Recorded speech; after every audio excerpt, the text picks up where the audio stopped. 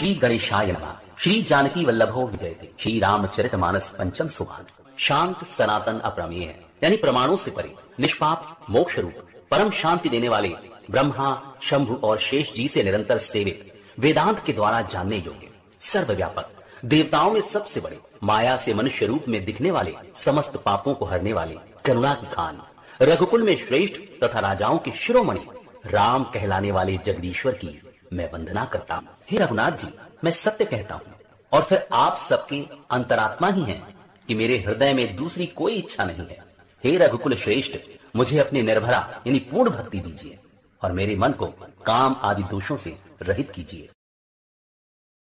अतुलित बल धामम हेम शैलाभदेहम धनुजवन कृशानुनाम ज्ञानिनाम अग्रगण्यम सकल गुण निधानम वानराणाम धीशम रघुपति प्रिय भक्तम वात जातम नमामि। अतुल बल के धाम, सोने के पर्वत यानी सुमेरु के समान कांति युक्त शरीर वाले दैत्य रूपी वन को ध्वंस करने के लिए अग्नि रूप, ज्ञानियों में अग्रगण्य, संपूर्ण गुणों के निधान, वानरों के स्वामी श्री रघुनाथ जी के प्रिय भक्त पवन पुत्र श्री हनुमान जी को मैं प्रणाम करता हूँ। बोलिए श्यामपति रामचंद्र की, पवन सुत हनुमान की। कृपा के धाम श्री रामचंद्र जी ने हंसकर कहा, हे सुग्रीव जी से करोड़ों ब्राह्मणों की हत्या लगी हो, शरण में आने पर मैं उसे भी नहीं त्यागता। जीव जो ही मेरे सन्मुख होता है त्यों उसके करोड़ों जन्मों के पाप नष्ट हो जाते हैं। पापी का ये सहज स्वभाव होता है कि मेरा भजन उसे नहीं सुहाता। यदि वो रावण का भाई निश्चय ही दुष्ट हृदय का होता तो क्या वो मेरे सन्मुख आ सकता था।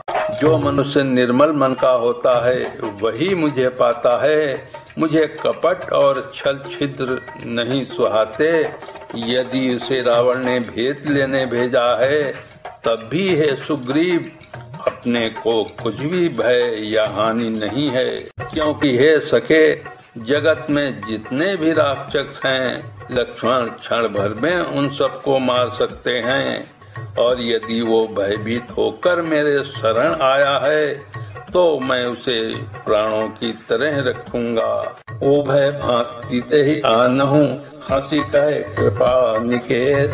जय कृपाल कही कपि चले अंगद हनु समेत। कृपा के धाम श्री रामचंद्र जी ने हंसकर कहा, दोनों ही स्थितियों में उसे ले आओ। तब अंगद और हनुमान जी सहित सुग्रीव जी श्री रामचंद्र जी की जय हो कहते हुए चले। बोलिए श्यामपति रामचंद्र की, पवन सुत हनुमान की।